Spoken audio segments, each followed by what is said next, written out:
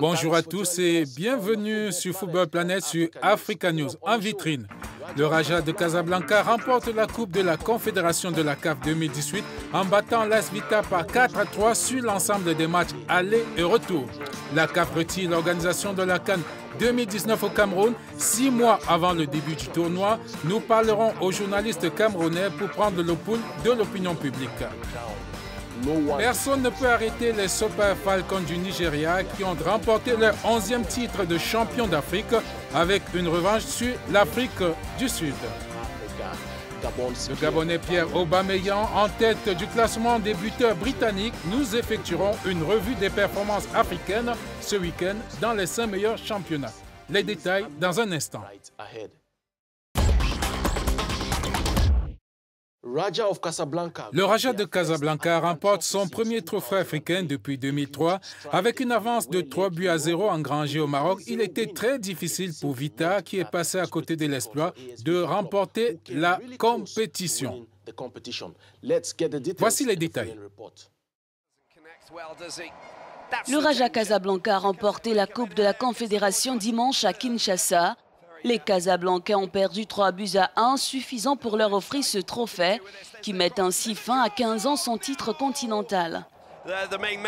La défaite 3-1 du Raja contre le Vita Club suffisait aux Marocains qui s'étaient imposés à l'aller 3-0. L'AS Vita Club n'aura pas réussi une remontada historique, mais les Congolais étaient presque. Menés dès la 21e minute de jeu, les hommes de Florent Ibenge devaient marquer à 4 reprises pour espérer avoir la coupe. Les Dauphins noirs réussiront à recoller au tableau d'affichage avant la pause sur un coup franc magistral de Makouzou. Malgré les 2 buts de Moukoko Batesadio à la 71e, puis Ngoma à la 74e, la remontada n'aura pas eu lieu. Avec cette défaite, le Raja Casablanca soulève donc la Coupe CAF 2018 grâce à son but marqué à l'extérieur. Les Rajaouis remportent pour la première fois la Coupe de la Confédération après avoir gagné 3 Ligues des Champions et une Coupe de la CAF, ancienne formule.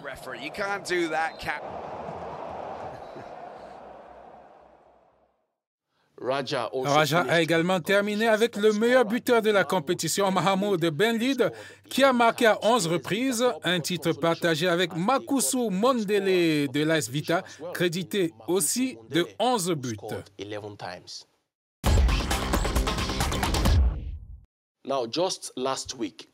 Pas plus tard que la semaine dernière, la CAF a disqualifié la deuxième équipe camerounaise des éliminatoires de la Coupe de la Confédération 2019 en raison du retard dans l'affiliation. Mais les choses se sont aggravées pour le Cameroun avec la décision de retirer l'organisation de la CAN 2019 au pays. Nous avons en ligne Eric Martial Ndjomo, président de l'Association des journalistes sportifs du Cameroun à Douala, ainsi que Dean Mongo, journaliste sportif à Limbé, une ville hôte présumée d'un groupe de la compétition. Voilà, permettez-moi de commencer par vous, Monsieur Ndjomo. Cette décision de la CAF vous a-t-elle surpris? Non, je dirais que ce n'est pas une surprise pour moi et pour beaucoup de Camerounais. Ce n'est pas une surprise parce que nous avons remarqué que les travaux sur les différents sites se déroulaient très lentement. Nous avons remarqué que depuis 2014, lorsque le Cameroun a été désigné pour abriter la CAN 2019, peu de choses ont été faites avant 2017 et 2018.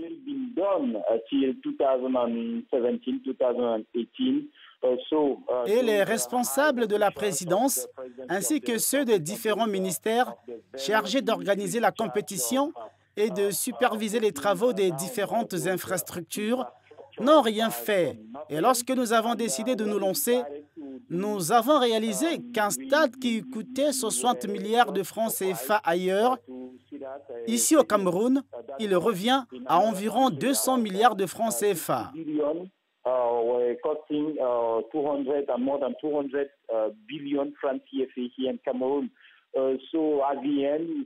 Il semble donc qu'à la fin, certaines personnes ont délibérément ralenti les travaux pour qu'elles puissent en tirer profit. J'espère que le chef de l'État en tirera les conséquences et que tous ceux qui sont impliqués dans la destruction de l'image du Cameroun seront sanctionnés en conséquence. Donc, en définitive, rien ne devrait nous surprendre après tout ce qui a été dit.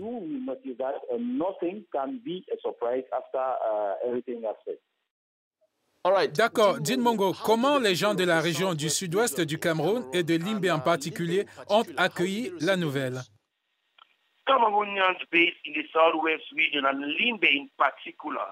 Les Camerounais en général et ceux de Limbé en particulier ont des sentiments mitigés après la décision de la CAF de retirer l'organisation de la CAN 2019 au Cameroun.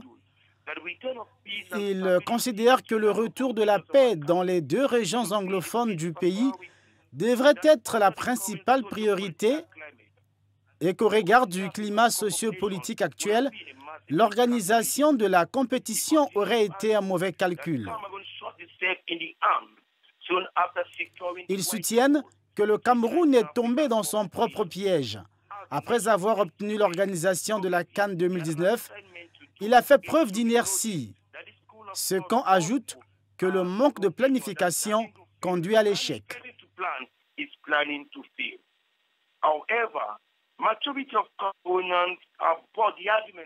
Des Camerounais se sont ralliés à la position du gouvernement dans leur ensemble.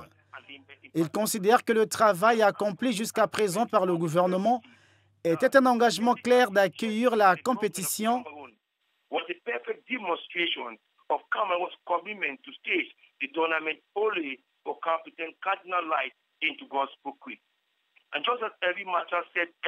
et comme le disait Éric Martial tout à l'heure, cela était un coup dur pour le gouvernement qui a déjà beaucoup investi.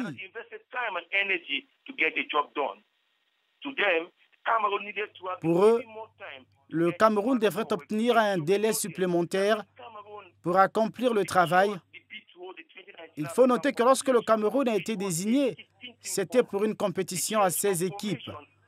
On devrait aussi accuser la CAF pour ces changements. Il est particulièrement troublant de constater que le président de la CAF, Ahmad Ahmad, a fait volte-face. Lors d'une visite au Cameroun, il y a quelques mois, il avait déclaré qu'il n'y avait pas de plan B pour le Cameroun et que toute rumeur devrait être balayée. Les Camerounais pensent que cet acte à lui seul est une marque de malhonnêteté, de coups de couteau dans le dos et que la CAF est devenue un bulldog sans dents. Merci, monsieur. C'était un plaisir de vous avoir sur Football Planet.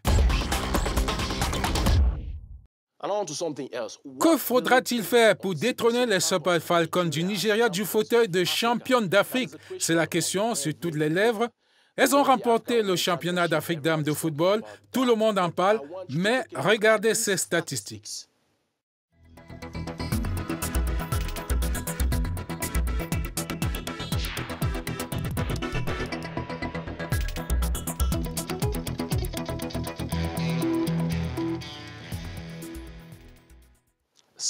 Des statistiques impressionnantes et inégalées du Nigeria, le Nigeria, l'Afrique du Sud et le Cameroun, tous qualifiés pour la Coupe du monde féminine de 2019 en France.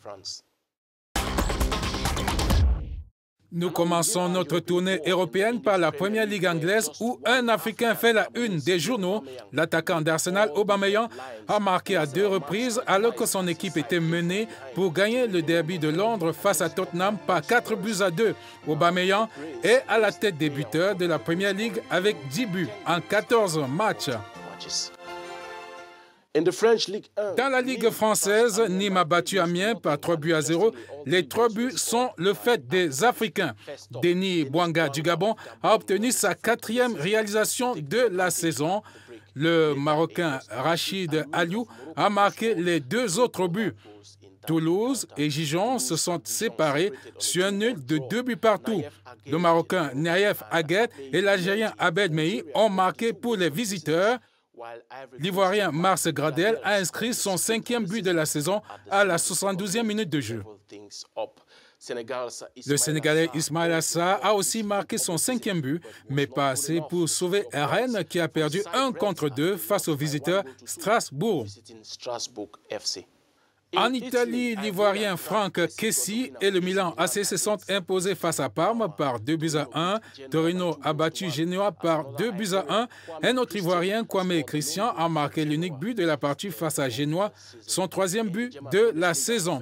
En Bundesliga, Offenham et Schalke se sont partagés les points du nul.